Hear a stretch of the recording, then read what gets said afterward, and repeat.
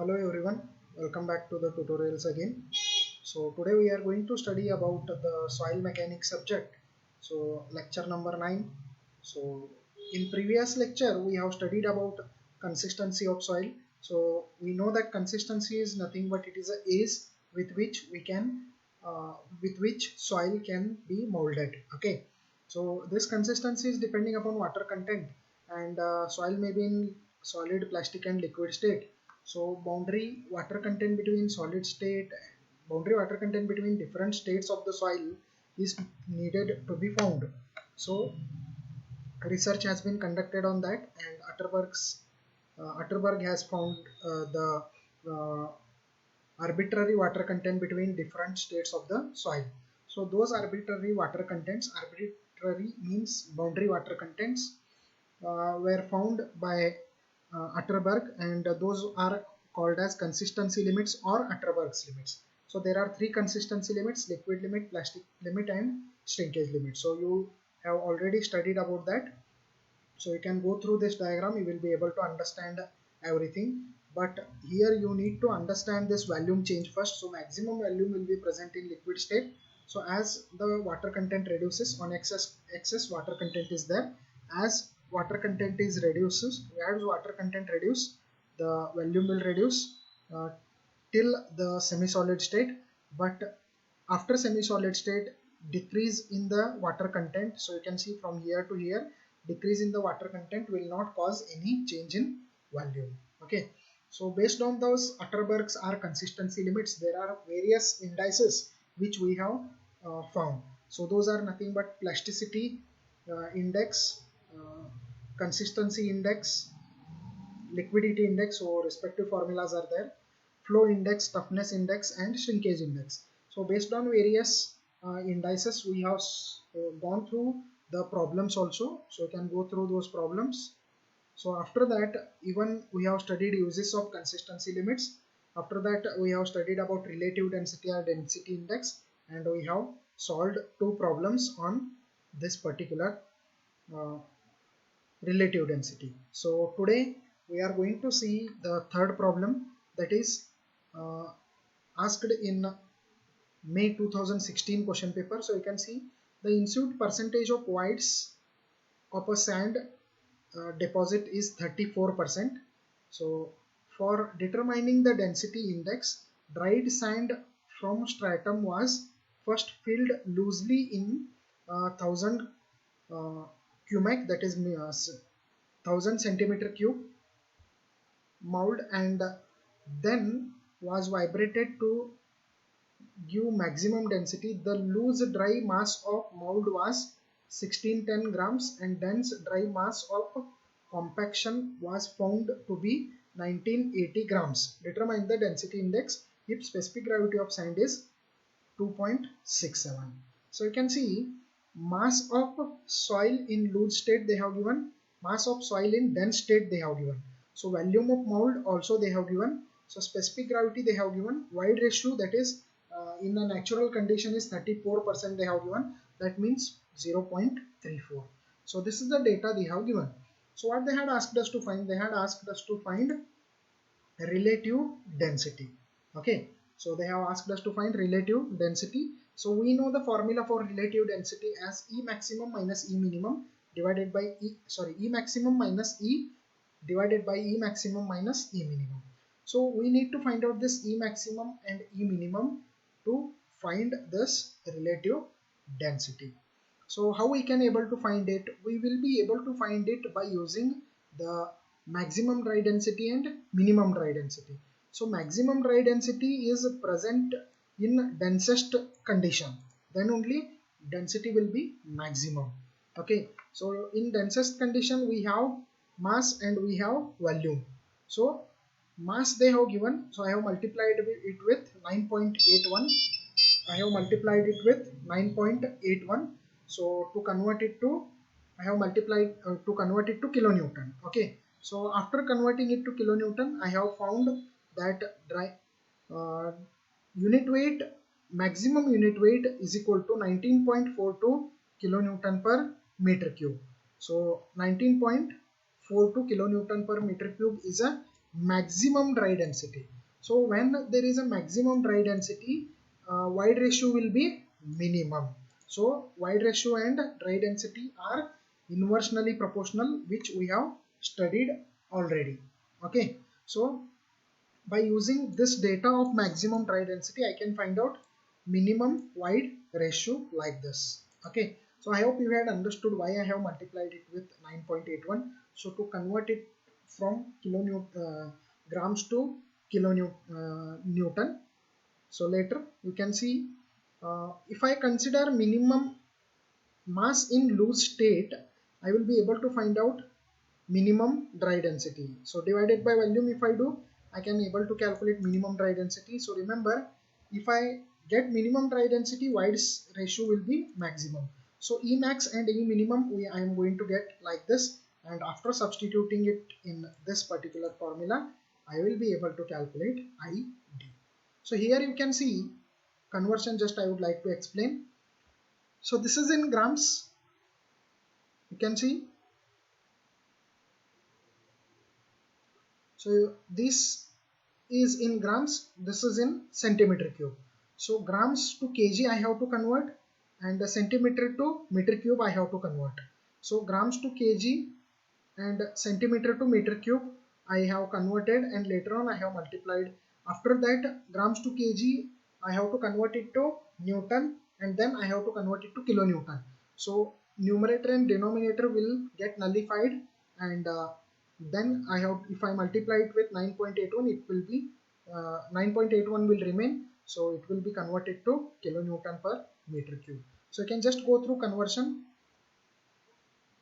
So substitution part I will tell you.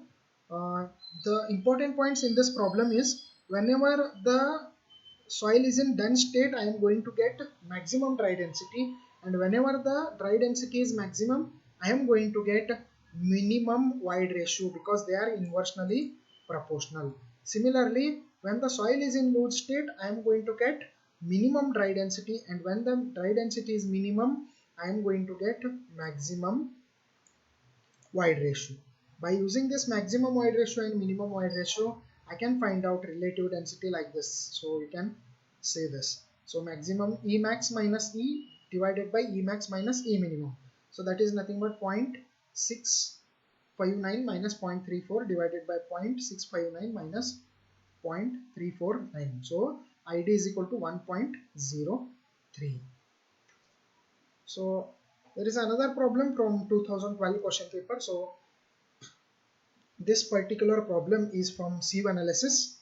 So you can see, if the sizes D10, D30, D60 of a particular soil are 0.15 mm, 0.17 mm and 0.27 mm respectively, determine the uniformity coefficient and coefficient of curvature, that is CU and CC. Combiningly, CU and CC are called as shape parameters. Okay, so separately they call as coefficient of uniformity and coefficient of curvature. So for coefficient of uniformity, I have the formula like D60 by D10. So D10, D30, D60 they have already given. We need to find out CU and CC. Okay, so I have the formula like this. So after substituting it in the formula, I can get CU is equal to 1.8, and CC for coefficient of curvature, I am having formula D30 square. Many of the students I have observed in the exam, they forget this particular square. So it is D30 square divided by D10 into D60. That means 0.17 square divided by 0.15 into 0.27. So CC is equal to 0.713 is the answer.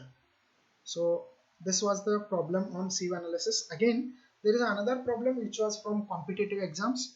Many times, I guess once they have asked this particular problem in GATE, and many times they have asked in various competitive exams.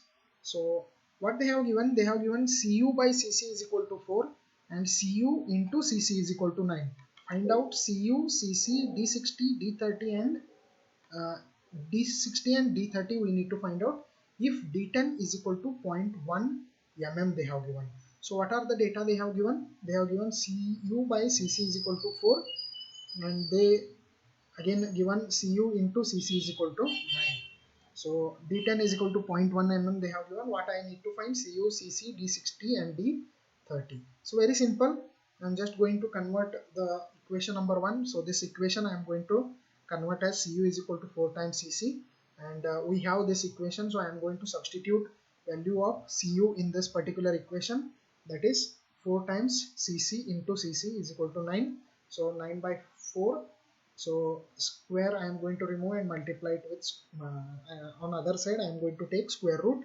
So Cc value I am going to get it as 1.5. Similarly, by using equation number 1, I am going to get value of Cu is equal to 4 into 1.5, that is 6. So for Cu I know the formula as D60 by D10. Cu is equal to D60 by D10. So Cu is equal to 6 D60, D10 they have given, that is 0.1. So D60 I am going to get it as 0.6 mm. Similarly, after getting D10 and D60, I am going to calculate D30. For calculation of D30, I know the formula for Cc. So Cc is equal to D30 square divided by D10 into D60. So D30 square I am going to keep as it is. Sorry. So D10 is equal to 0.1 into D60 is 0.6.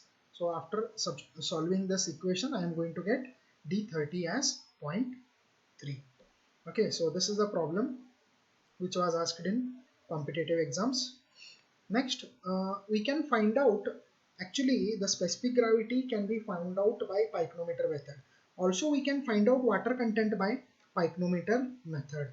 So entire procedure will remain same, just the formula will change. So you can see just the formula will change. So you need to remember this formula to solve the problem. So W1 will be empty weight of pyconometer, W2 will be empty weight plus wet soil weight. Next, actually here we, while finding out the specific gravity, here we use dry soil, but while finding out the water content, here we use wet soil. That's the only change in procedure. Remember this. So weight of pyconometer plus wet soil is equal to 11.60 they have given. So weight of pyconometer plus weight of wet soil plus weight of full water they have given as 20 Newton. Weight of pyconometer plus only water they have given as 18 Newton. So specific gravity of soil solids they have given as 2.66. What is the water content they have asked? So we have the formula, water content is equal to W2 minus W1 divided by W3 minus W4 into G minus 1 divided by G. So whole minus 1 into 100. It is in percentage. If we multiply it with 100, it is going to give us in a percentage. So if I substitute all these data, you can see W2 is equal to 11.6, W1 is equal to 8. I have substituted, W3 is equal to 20 and W4 is equal to 18 I have substituted. After substituting the value of G and solving this equation, I have got it as 12.32%. So I have multiplied, as I have multiplied it with 100, I have got the answer in percentage. Okay, so this was the question once asked in your examinations.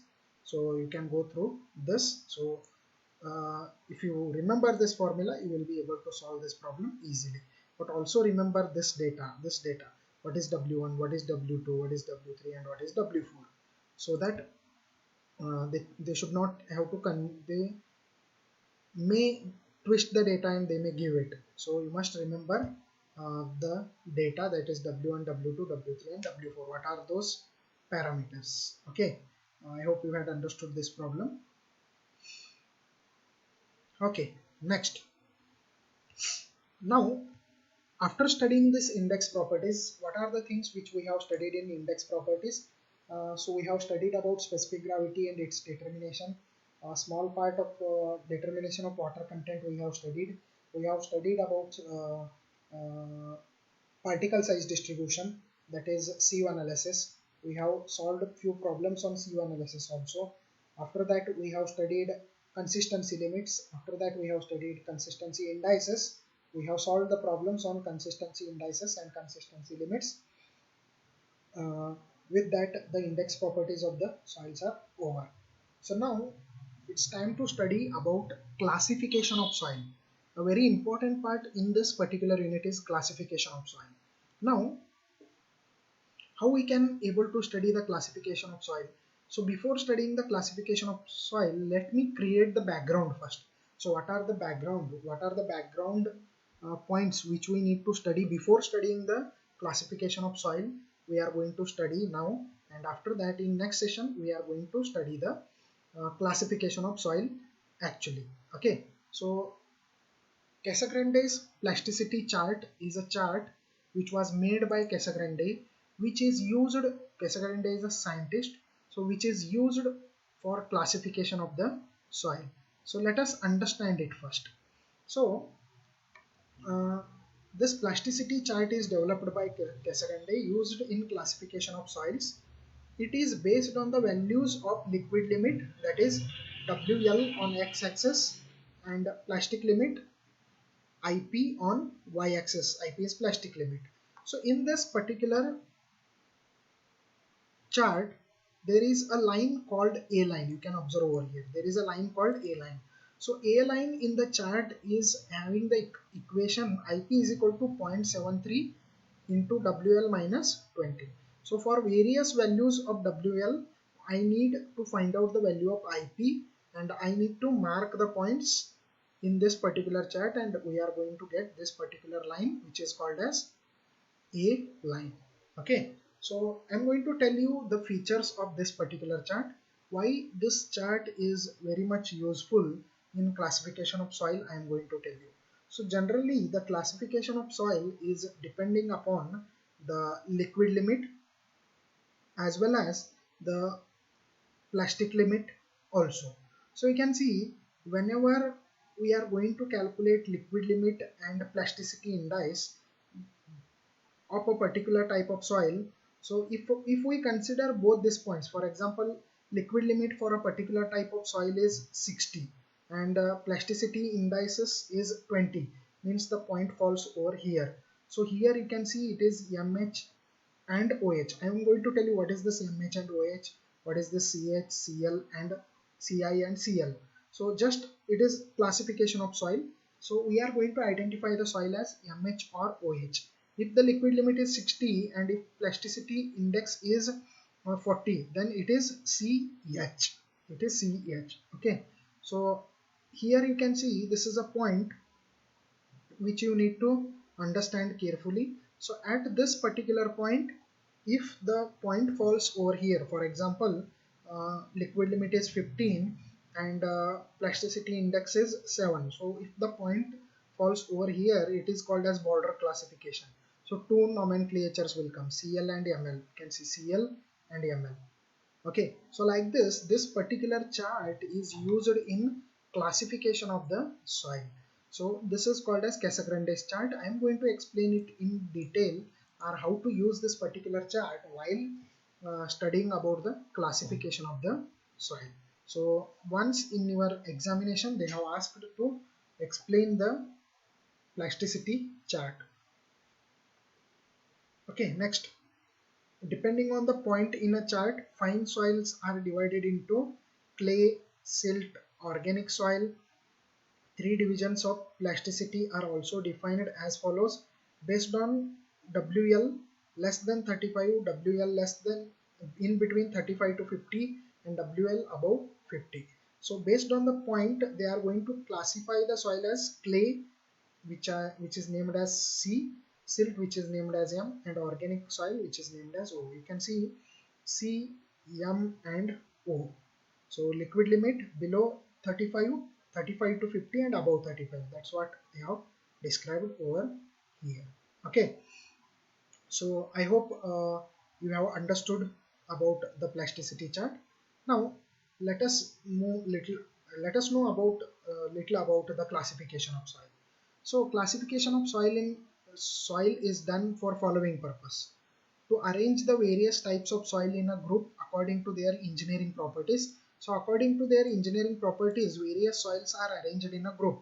So for arrangement of soils in a group according to their properties, we need to go for classification of soil. Again, soil passing uh, possessing similar characteristics can be put together in a same group. So we can identify the similar type of soils by putting them in a same group.